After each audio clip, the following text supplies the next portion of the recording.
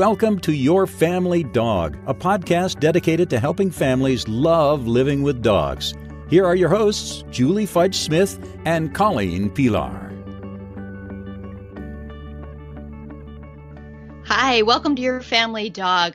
It has been a full year of Your Family Dog podcast, and Julie and I can't quite believe that. So today we decided to just kind of talk about that, talk about what the experience has been of doing a podcast for a year.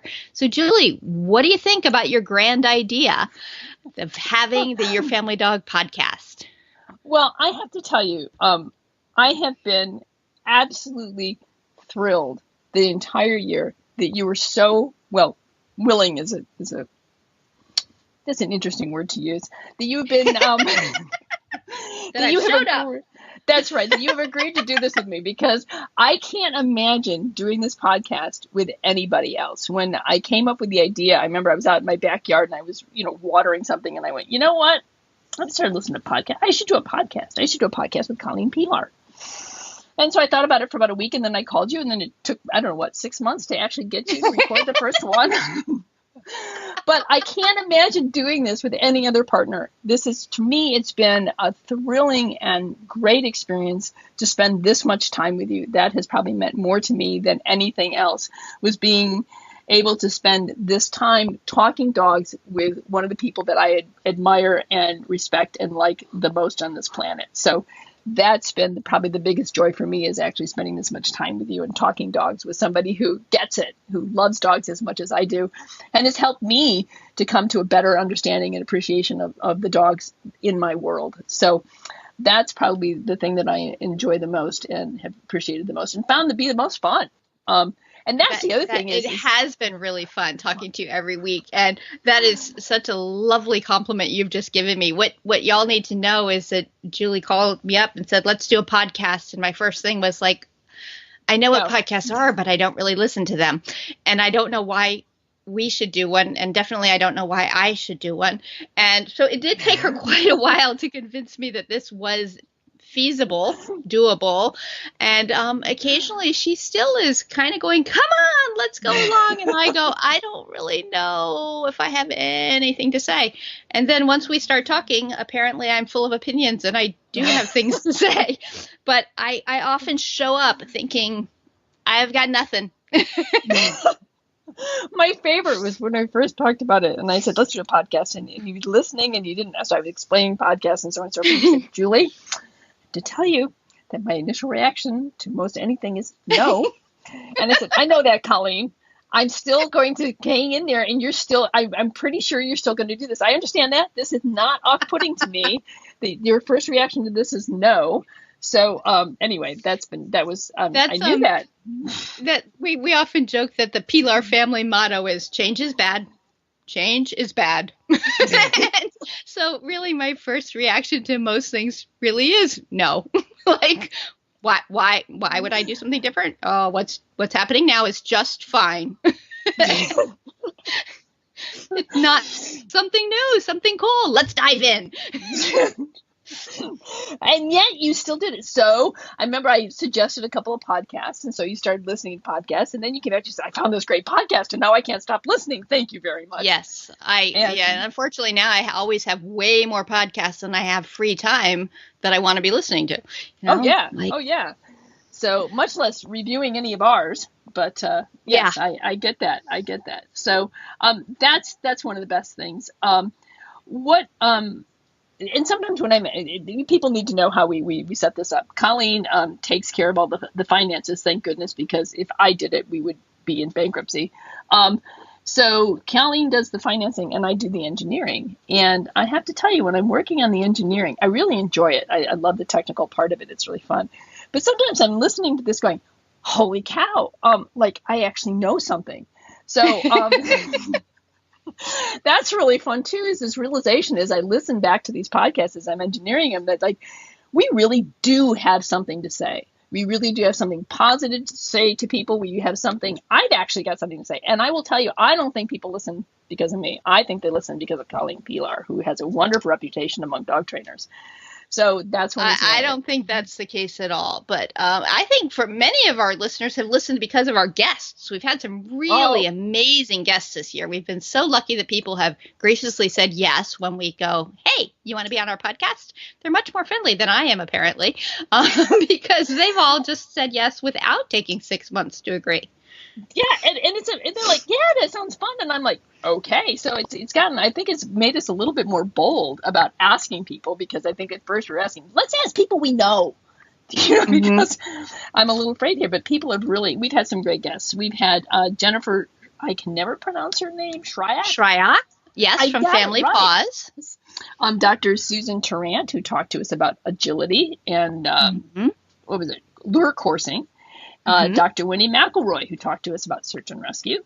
Dr. Alicia Karras did a two-parter. She's from Tufts, and she talked to us about care for your elderly dog, and then how to know when to say goodbye or when it's time. Was just wrenching and important. It was a really powerful episode, I thought. I did too, and she gave us some great advice, which I have passed along to other clients, about the idea that if you do it too soon, you're the one who suffers. And if you do it too late, it's your dog who suffers. And that really struck me to the core. Amy Tram talked to us about flyball, which is the world's fastest dog sport, I think. My daughter Ellie talked to us about literary dogs, which was a fun one. Mary Graham came in and talked about therapy dogs, which is one I recommend to a lot of people who want to come to me and say, well, I need a therapy dog. I want to do therapy dogs. Well, you know what? You need to listen to Mary first.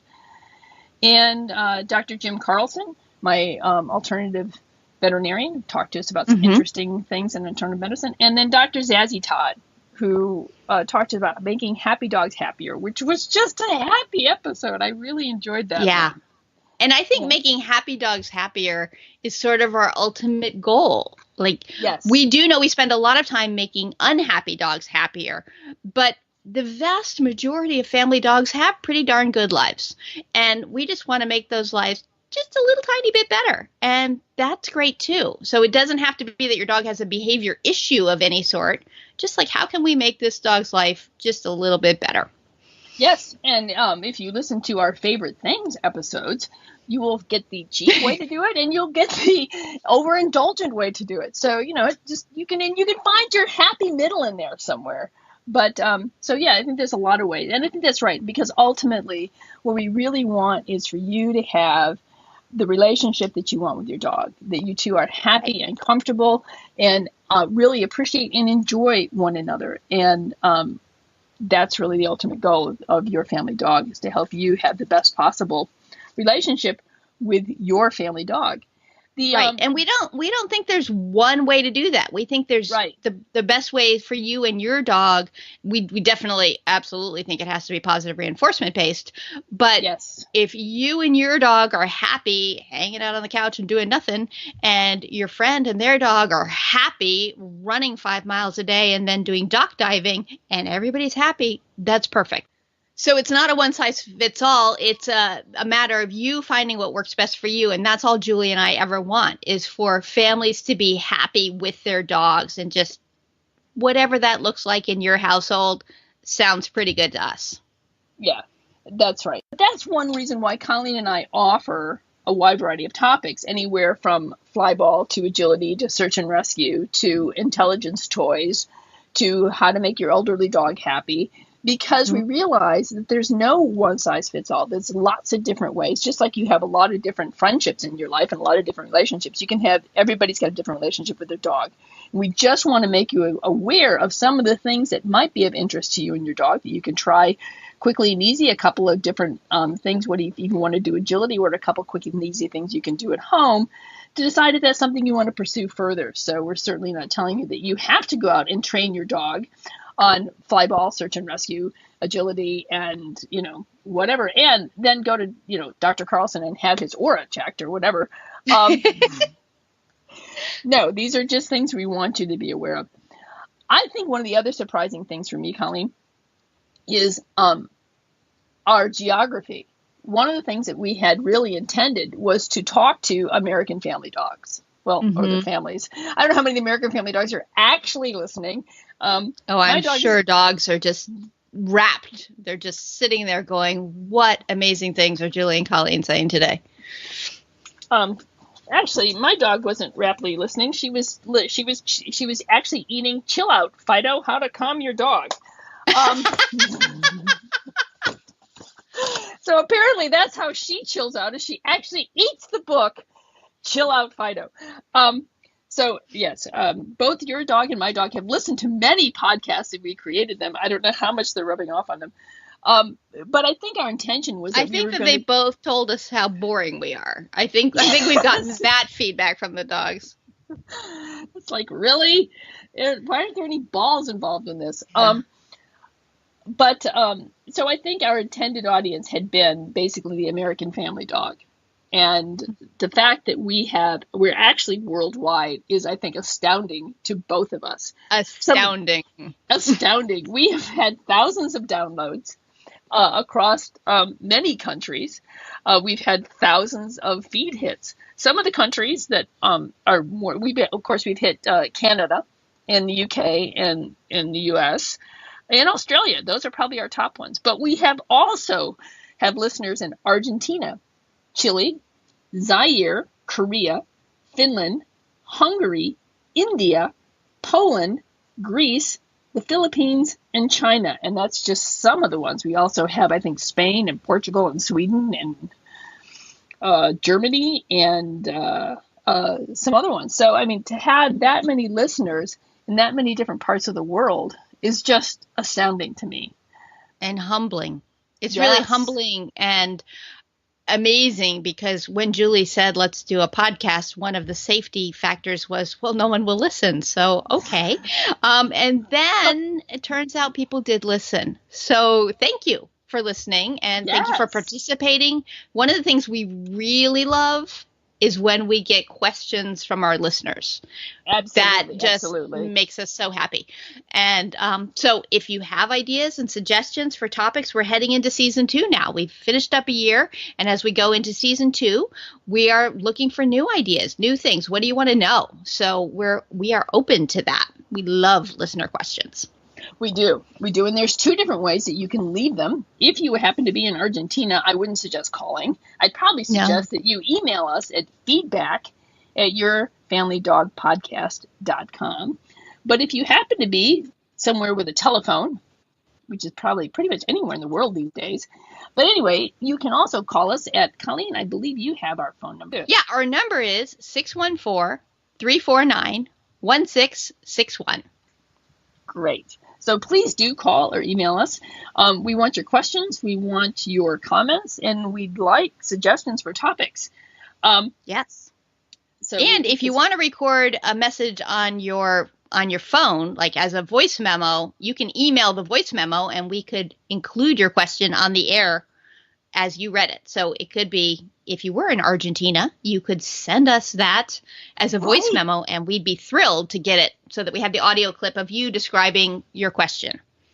But if you are calling us from Argentina, please use English rather than Spanish, because while I speak a bit of Spanish, it's really not that good, and I'll probably translate it badly, or I'd have to have my Venezuelan son translate it for me. So as much as really, Colleen and I were challenged in languages. I think we're challenged in English sometimes. But anyway, other languages are more challenging for us, so we do need your questions in English, s'il vous plaît. See, there's my French. Yes. Well, that's more French than I have, and my high school Spanish is quite a long time ago, so I think it's pretty rusty. Yeah, I am unfortunately monolingual. Yeah. Well, Emma, our daughter, my daughter and I went to France a few years ago. She had a head injury, and she was recovering. And so my husband said, why don't you two just go have some fun? And he didn't need to say that twice. So we went to France, and we bought a little guide. And the only thing I think we figured out how to say was, we need more carabiners, please. And we didn't even have dog leashes to attach the carabiners to. Yes, but now you know carabiners are amazing for so many things. That's right. We need more ropes. I think it was ropes and carabiners. I don't even remember how to say that. I can just say s'il vous plaît and no. That's also French for no. So there we go. That's you may need to circle back and explain how you have a Venezuelan son. Yes, I probably Because that did. might just be an odd reference to have just tossed it in there and let fall. Right. Well, a few years ago, 8 actually to be precise, so that's more than a few, I guess. Anyway, we our daughter Emma was headed off to college, and we were contacted by a group that had exchange students, and I got this robot call, and I said, well, we've always talked about having an exchange student, so I just said, sure, you can send me more information. That's all I thought they were going to do. I didn't actually they were going to send me a real Venezuelan, but anyway. So I was out watering my garden, and my husband came out with the phone. He goes, you were getting an exchange student? And I said, huh? I said, no, I just wanted more information. I said, well, he's on the phone. He wants us to pick somebody. So the director came over and we talked, and he gave us some names, and we picked an individual, Victor, who came to live with us. And from the moment he walked off that plane, he became my son. It was just a perfect match for us. And he stayed and went to college at the University of Toledo. He's now getting his master's at Lourdes University in Toledo. And he is still very much my son. So, but it's nice because he is bilingual. So if you do send your question in Spanish, Victor can give me a shout out here. So I think the other thing we need to talk about is some of our changes that we're going to be doing for season 2. Yes. Colleen and I have really enjoyed, and I think we're both very glad that we did a weekly podcast for the first season. Yes. It's been great fun, but it's also a challenge to do a weekly podcast. And I think we both felt like we would be able to serve our podcast clients better if we went to every other week. So in season 2, it will not be every week, it will be every other week. And we think that we'll be able to give you an even better quality podcast by doing that and be able to remain relevant.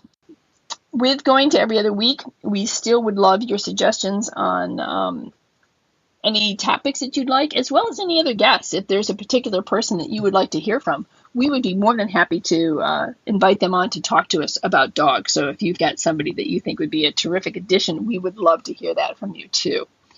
So I think that's probably the biggest change, is to go to every other week. Anything else you can think of, Colleen, that we need to tell people about season 2? No, I don't think there's anything else we need to talk about for season 2. I think what I would just really like to say is how grateful I am for the experience of season 1.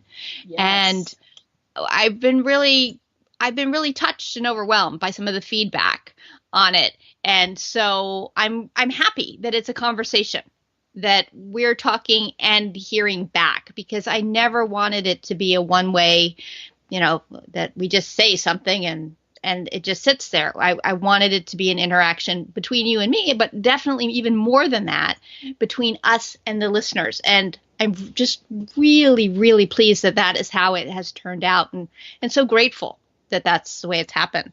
So that's been really fun and very eye-opening for me in doing it. What's been one of your favorite parts of doing the?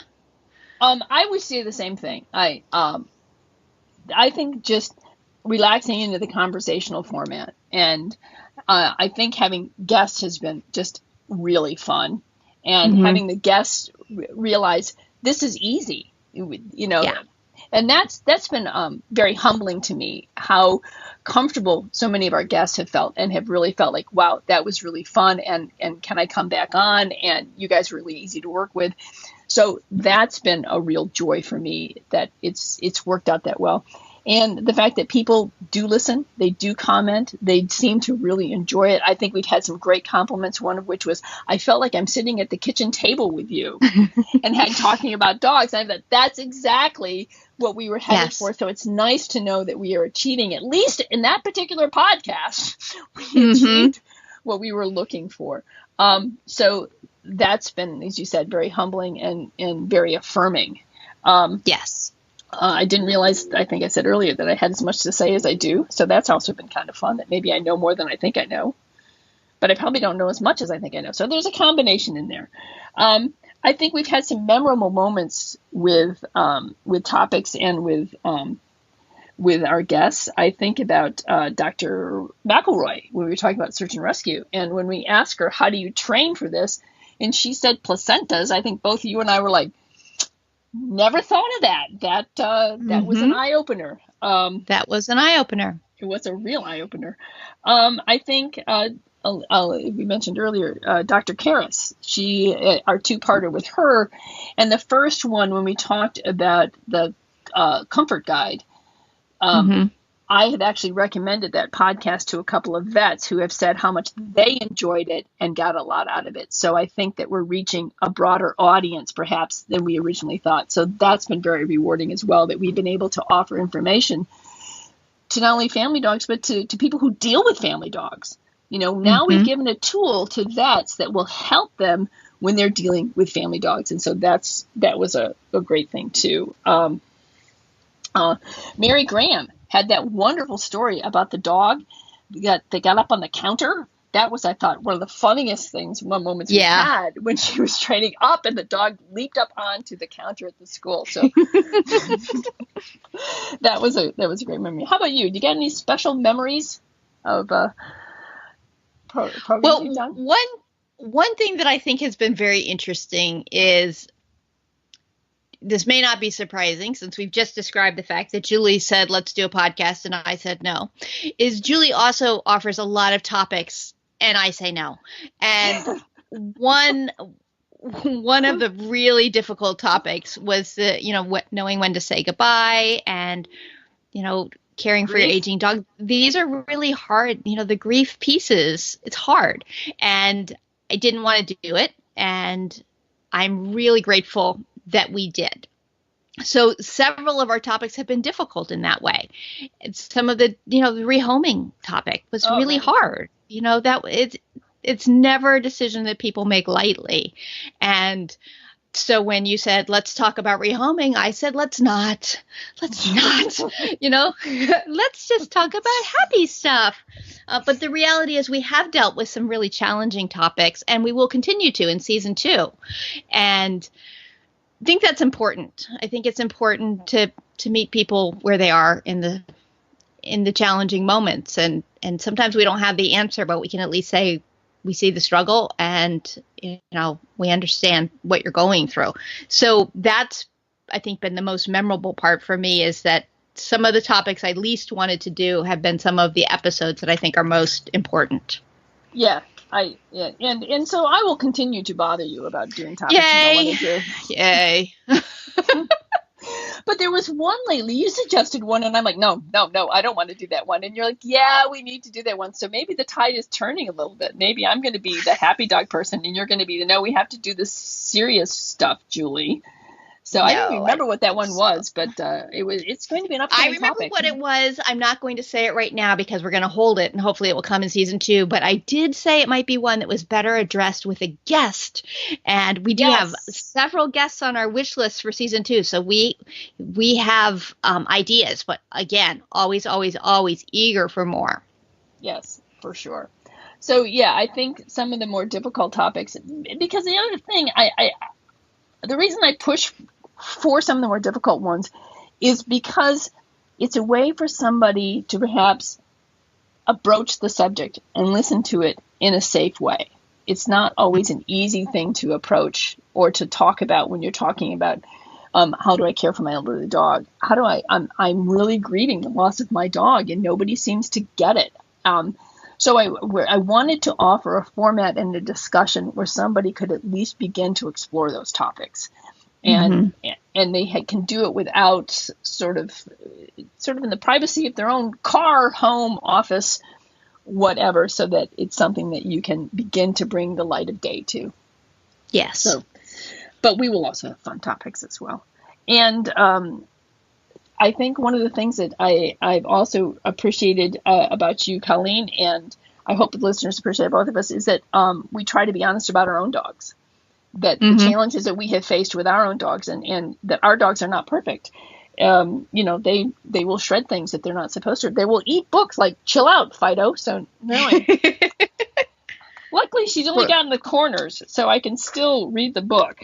But anyway, so, dogs are dogs. Yeah. And our dogs are When dogs, I first too. started dog training, I was really, really afraid to meet other dog trainers' dogs because I was afraid that they would all be perfect. And I knew my dogs weren't perfect, and that meant I was not a real dog trainer and certainly not a good dog trainer. But then it was very interesting to me. The more dog trainers' dogs I met, the more I saw that dog trainers just kind of love normal dog behavior. And normal dog behavior includes some investigation. And, oh, hey, I found a book. Huh, the edges feel good. I might nibble them a little. And your average dog trainer is sort of like, oh, management failure. So the more dog trainers' dogs I met, the more I realized that, dog trainers really love dogs in their natural state. We love that dogs are curious and impulsive and clever. And so it's pretty common for a dog trainer to be sort of amused by some of the mischief that their dog creates. For example, when my dog would find things on the floor and come running into the office with me, I would refer to it as things being delivered by Elkhound Express. Like, look what I found. And I thought it was cute and fun. And look, you found a pen on the floor. And instead of shredding it, you ran it toward me. So I think that whole idea of, we need perfect obedience and rigid perfection is outdated and not at all what most dog trainers and most dog lovers are shooting for. We're shooting for really happy, companionable relationships. And that includes a little bit of normal dog behavior and occasionally things like chewing the corners of books like Chill Out, Fido. Yeah, that's right, which is a great book to choose.